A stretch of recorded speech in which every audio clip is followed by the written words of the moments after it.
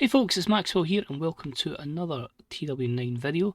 You joined us today for episode 14 of 21st Century Wrestling, and it is our pay-per-view, which is called Head to Head. I'm looking forward to this one. It's a good opportunity to give some breakout stars, I would say, an opportunity, and a real good opportunity again to help develop talent, get some talent over, and continue to get an eye of where we're going forward. As I say, the lead off from this is the Cornell Cup.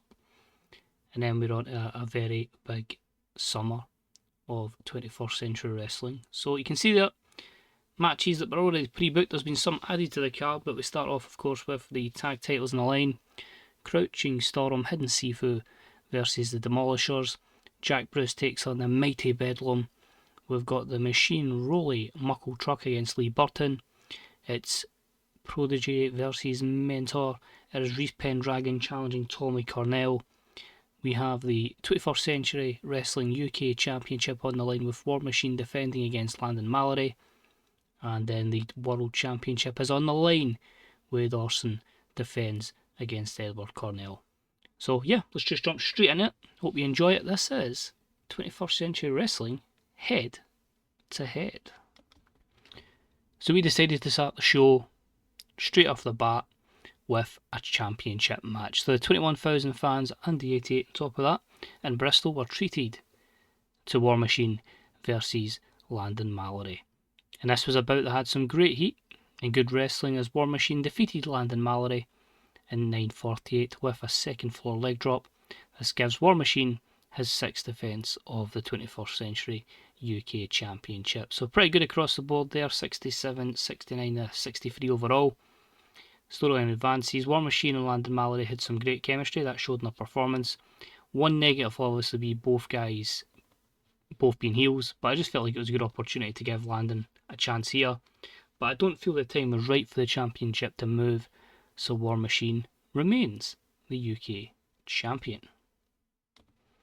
We jump into our second bout, which I was a bit worried about because of the injury sustained to Rhys Pendragon at the prior event on the Go Home show, but they managed to come through it. It was a good match, good heat, decent wrestling, and Tommy Cornell defeated Rhys Pendragon in 10:48 by pinfall with a rough ride. 57, 59, 67, so you can see there a great performance from Tommy with a 78, Rhys only with a 36. He's obviously going to be slowed down with that broken jaw even, but good to see that these guys have good chemistry together. That lifts the match, so there's going to be such a great history between these eventually down the line, and they're always going to have good chemistry, so that's good to see. So we start with a 67. Sure, their matches in the future can only get better. It's a great win. I can get it to, there we go. It's a great win after a fantastic battle for Tommy Cornell, but we see the referee hold up the X sign and it's for the fallen Rhys Pendragon. He is signalling for the EMTs who are coming down to the ring with a stretcher. Tommy does look concerned, but he shakes his head and he decides to walk off. Shows a lot of remorse, but that way is just like, nah, he's playing here. So the EMTs slowly set up the stretcher. They load Rhys onto it, and he is wheeled to the back. What damage has Tommy Cornell done? Small spoiler, we're basically going to milk the broken jaw. That's the plan. But storyline gained, lost a bit of heat, but advanced. Rhys was underwhelming, Tommy was good. I'm hoping this kind of stuff can help Rhys's popularity and some of his other stats or attributes. And it was a 54 overall. Next up, we have Forrest Charmer come out, and as he promised, he's here to take over the pay-per-view. I keep forgetting it's left click, not right. Well, that sucks about that little guy. But hey, you're not taking over this pay-per-view, I am. It's time for me to sit here and hold this place up. So until someone steps forward and battles me tonight, who's it going to be? He stays silent for a full minute, and he says, oh whoa, no one, what can I say? No one is on my lit, and he gets interrupted. We hear music, and it's the intimidating Dangermouth who's making the challenge, who will battle Forrest Charmer. So there we go, Forrest Charmer versus Dangermouth is our next contest.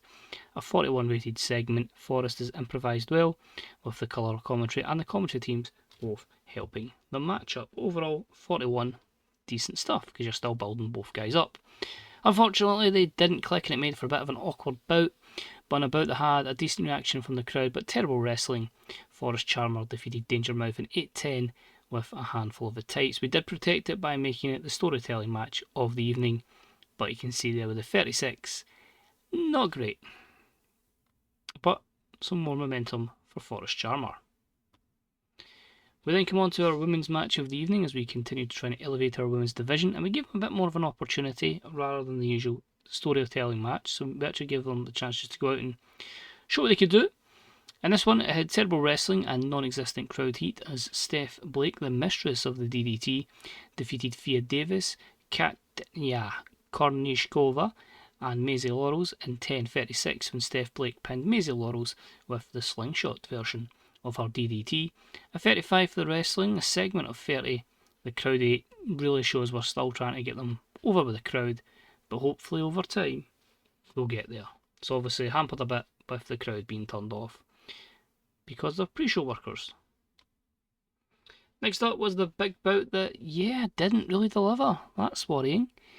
It had fantastic heat, the crowd were in it, and good wrestling, and had Rolly Muckletruck defeat Lee Button in 12:07 by submission with the full Nelson. So it was great for him, he's probably going to get a good bit of popularity. But yeah, 69 wrestling, 79 from the crowd, and a 53 segment rating. A 65 and a 72 with Lee Button off his game. I guarantee with those stats, the other thing that was probably lacking was the storyline. Yep. Oh, and the negative impact of road agent notes being used as well. Okay. Because we had to protect Lee Button to dominate. I shouldn't really make him dominate, it should just be make him look strong. But anyway, main thing is, Rolly's over. But that could have been a lot better if my storylines were better. Next up, I thought a good wee chance to get a cheap wee high angle, basically promoting Edward Cornell and Tommy Cornell, coming Saturday, 16th of April. The battle of who is the best tag team, who will win the annual Cornell Cup tournament, obviously based off when Tommy Cornell was the authority figure. So yeah, obviously it's Cornell Cup, there's your two Cornells, who is going to be in it. Both guys will be in the tournament. Who they team with remains to be seen. Whether they make the final is another thing as well. I might just do the full tournament on the one night. It's still to be determined. But anyway, storyline advances and we get a cheap, good segment. So we really need a good main event and we should hopefully have a good score. So tag titles on the line. It was about had great heat and good wrestling. And the Demolishers defeated Crouching Storm, Hidden Sifu in 11:46 when Landing Herring pinned Sifu with the double chokeslam following interference from the manager Cliff King. The Demolishers make defence number 7 of the 21st Century World Tag Team titles, or just the tag titles. Maybe they're not world yet, but anyway, decent stuff across the board. 65, 66, 57. You can see there the baby faces with a better in-ring performance. Landon Herring does some good stuff with Cliff King.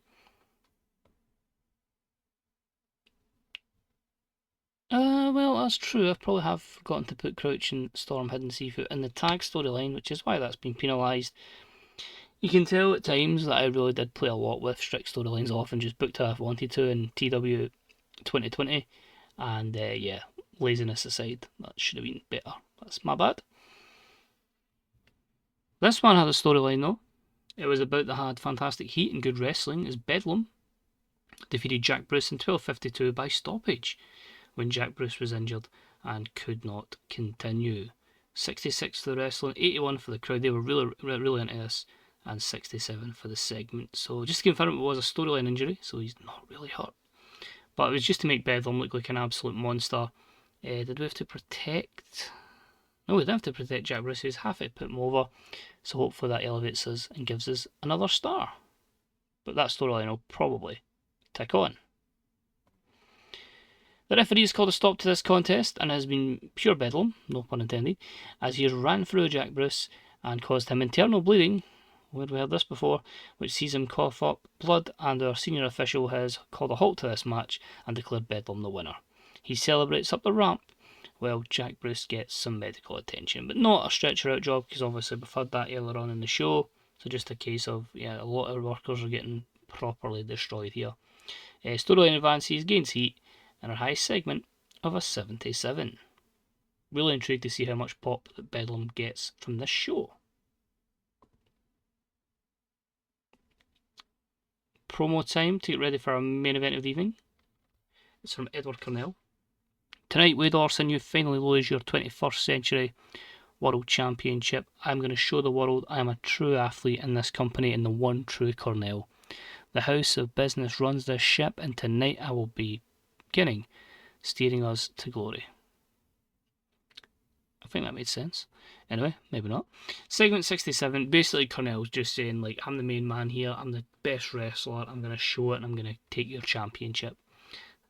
Improvise well, storyline advances, maybe could have went a bit higher than a 67. Hopefully the match delivers. We need the match to deliver over a 70. That might actually be my best match. Legitimately. Exceptional matchup. Wade Orson defeats Edward Cornell in 23-25 with a bounce back. He makes his third defence of the 21st Century World title. 88 for Orson, 77 for Edward Cornell. The storyline advances and gains heat. 83 for wrestling, 84 for the crowd, and a 77 for the segment overall. So we may look at roughly a 77 for our full show. But yeah, the plan was just keep the title on Wade Orson. There's a lot more twists and turns for Edward Cornell to go on.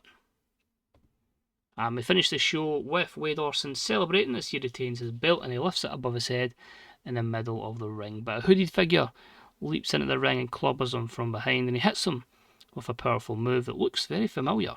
He lowers his hood, and it is Apollo Prince, and that was the apology move. He stands above the stricken Orson with the title above his head. So there you go, there's your next championship feud. Wade Orson, Apollo Prince. I just feel he's got great potential, and I want to try and tap into that and give him a good opportunity to try and get himself over. So 54 for the segment. Because I say the title doesn't need to main event at the Cornell Cup. That can obviously be the tag match. So it just determines where we go from there. So we still got a spot in the 6 regions we're in. That's a bit disappointing, even with tight focus. Because I thought main event spotlight gives us 77, then the 77 for the tight spotlight. Yeah, maybe just the couple of, because obviously it does like a high percentage of it. It's not the full of it. So yeah, we kind of need more stuff to be stronger. So a bit disappointing in that regard, but I'd say it is a strong show. We've obviously made a good bit of money from it with 21,000. And yeah, I think we've hopefully helped make some stars. So we'll address the locker room, and I'll just use my usual praise for a great performance. He's pleased, keep the champ happy. No injuries, which is good. And we made $1 million profit, which will slowly disappear at points, but if we keep up at that rate, let's stay medium forever. Popularity recap, so not a massive loss, but as I say, it's probably going to be time to start branching out to other places. Media scrum, with tonight's show complete, you can take part. Word is that morale's a bit low. I would say no, unless it's people. Oh, your response, a blatant lie, only made the lock. Oh god. Oh god. Your response, which made it seem like you don't know what's going on in the locker room, has caused your booking reputation to take a hit. Okay. How are you intending to use your new signing, Steph Blake? No free rides. That went down well. You recently made a new signing, Matt Cooper. We'll see how it works out. We saw have an inconsistent night. I'm sure it was a one-off. Same with Bedlam. Andrew Lee has not hidden his unhappiness in 21st Century Wrestling. It's affecting his backstage morale. He's a valued member. The show was considered a success. How do you feel? The roster should be very proud. Many feel that Rhys Pendragon was overused. I'm really pleased with his work. He's pleased with the response. So yeah, a little bit of Tony Khan in there. There was a wee bit we didn't cover ourselves in glory. I think it's just the case of when people don't get on the card, they seem to have like a massive morale hit. So I'm expecting here to have a lot of people like unhappy if I hit the right bit. It's only minor. That can be ironed out over the course of a few shows where you just go like air grievances, so I'm not too disheartened by that.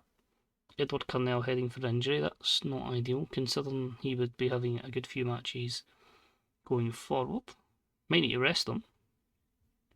But yeah, not too bad. and then the main thing is who done well and who did not do well. So, Bedlam, popularity, 78s and 79s. So he dropped a little in the feud with Rolly Muckletruck, but now is up 79, so that's good to see. Apollo Prince, you can see, is at 70, that's what I wanted to work with him. Who are we really pushing here? Edward Cornell, 83, I think, well, he dropped from 85 to 83, so I don't think that's terrible. We have Forrest Charmer, who started as 23, and we've now got up to a 39 over. Good progress. We have... there's people that you've obviously seen do stuff and then haven't been seen again, like Chris Knightley, but they'll all be back. I guess a case of debuting a lot of talents and just letting people see who they are and then drip feeding them in when we feel we've got something for them. Lee Burton, 79, started at 83. Obviously just focusing on their British Isles popularity. Who else have we got? Rhys Pendragon, 37, 36, started at 24, so we're slowly surely getting him over. Rolly Muckletruck started at 72, we've got him up to 80 and 75, so the big Scotsman is over, and Tommy Cornell, 81 from 83, so he's down a little bit.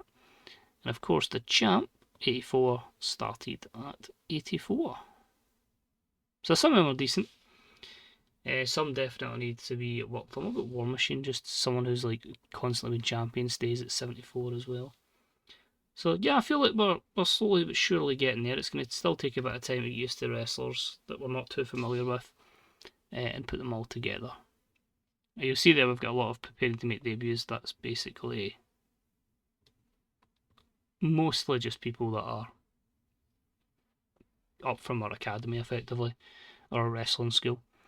So that's it. Thank you very much for watching. Hope you enjoyed it. A wee thumbs up, deeply appreciated. If you're playing in the Seaverse, let me know how your saves are getting on.